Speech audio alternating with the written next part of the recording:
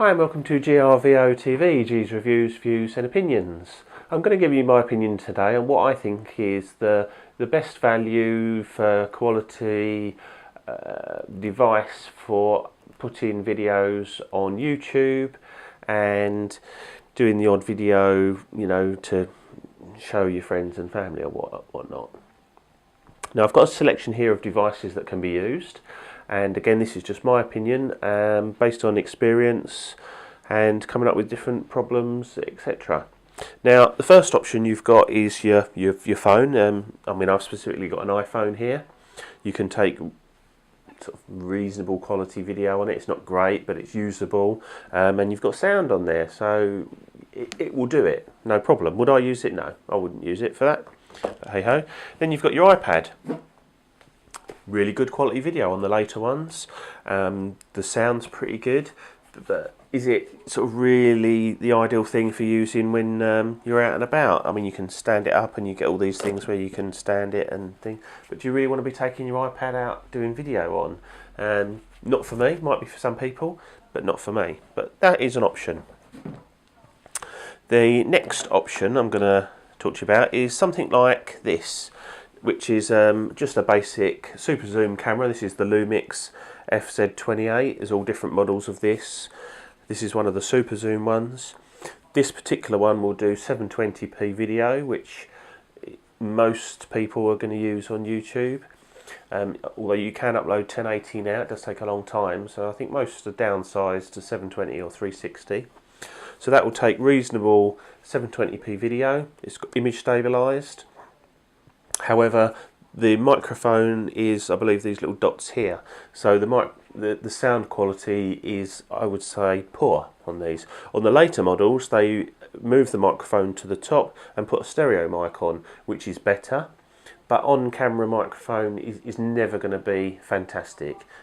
Is it usable? Yeah, but it's just not for me. So that's that option. Now, another option is the digital SLR. I've got here the Nikon D50-100. This particularly is good because it's got the flip out screen, so when you're videoing you can flip the screen round and actually see what's going on to make sure you're in the shot and stuff like that. So that's a nice feature. It has got continuous autofocus, however it doesn't work very well in reality. All these videos that you see about the yeah, it's got continuous autofocus. It doesn't work, because if I had this camera that I've got on now, which is the Nikon D7000, which uses the same autofocus system as this, it would be hunting in and out. So it won't lock on and stay locked on focus with me. It will continuously try and autofocus.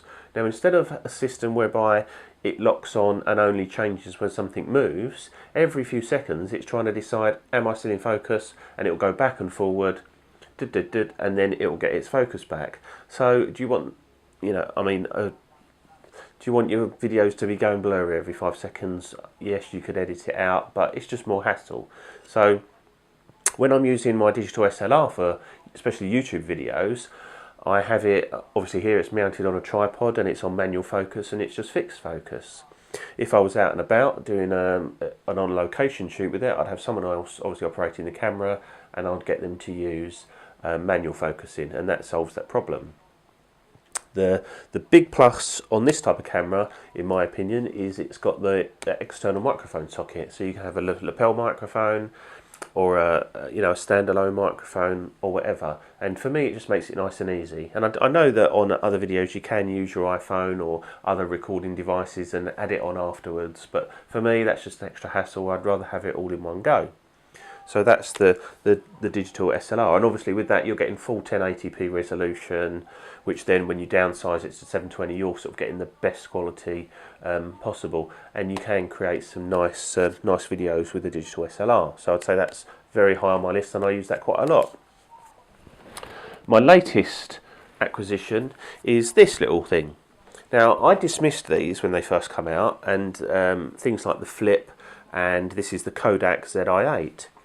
And I dismissed them because I thought they were gimmicks. However, this Kodak Zi8 will record in full 1080p, 720 at 60 frames per second, 720, and a really low res WVGA, which is the lowest quality that it does. It will also take still pictures at about 5 megapixels. But to me, the biggest point about this, well, there's two big points, is that firstly, it has on the side a microphone input, and secondly, it's electronically image stabilized. So whilst there's no image stabilization going on in the lens, it does it electronically. And I'm hand holding this now and it's on, and if I switched off the image stabilization, it would be quite wobbly, but that's working really well. It's got a switch on the top for macro, and it's got some mounting, so macro and normal essentially. It seems to focus all right. You're not going to get the sort of special effects that you can get with the digital SLRs where you can blow out the background, etc, etc. However, for YouTube, making videos that you're going to upload to YouTube, it's simple, it's high quality. You can put a big SD card in there, so you're pretty much unlimited with your recording ability. I've got in there a 4 gig card, and it will do, I don't know, about half an hour, I think, of video. Depends on what setting, but it's plenty. And obviously you can add extra cards in there. You can put up to a 32 gig card in there, so you can do hours of video, no problems at all with that. It's dead easy to use. You've got 4 buttons on the front, and like a toggly thing with a red button in it. You've got your SD card. Unfortunately, I didn't get a charger with mine because I got it. That's the other thing. It's cheap as chips. I paid 45 quid for that, but you'll pay between 45, I would say, and 80, 90 pound for a second-hand one. Obviously, a bit more for a new one. I didn't get a charger, but I can charge this on the computer. It has like a floppy USB, like on a rubberized USB thing, so you can just stick it in your computer and that will charge it. And obviously you can transfer your videos like that, or you can take the SD card out. It's up to you. So it's nice and usable. Now, the one downside, which a lot of people have suggested is a problem with this, is that yes, it has got a tripod mount, which is great. However, if I wanted to just stand this somewhere like you can with the flip and take a video, it doesn't stand up because it's got a shaped bottom. So how do we get around that? Well, it's not exactly rocket science. I've got 2 options. One is I've got my mini GorillaPod, which I can use, and it will stand on that absolutely fine. So that's one option. I'm not going to screw it right in. Or another option, if I just want to take out something tiny, is I would just screw in the bottom my mount that I would use to put it on my tripod anyway. So just pop that in there. This is a Manfrotto one because I use Manfrotto tripods, and I've got a couple of these. You can buy these on Tinternet, cheap as chips. So I've put that on there, and problem solved. So to say that that's an issue, that it won't stand up on its own, for me, it really isn't. These little GorillaPods you can get cheap as chips. You've got these little, there's tons of them. There's loads of different ones. I've got about 4 of these little things. They're a few quid, a couple of quid. So, don't worry about the fact that you can't stand the thing up on its own, because it really isn't an issue. So that's my sort of current suggestion for YouTube videos.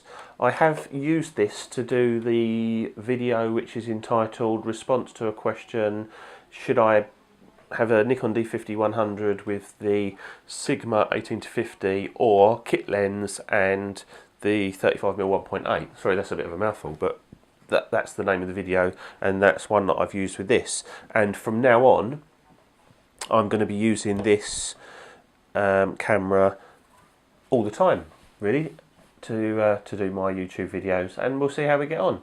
But so far, so good. I will do a separate review on this as well, and that will be uploaded hopefully within the next few days. Anyway, thanks for watching. This is GRVO TV. Hope this helps. Cheers, bye.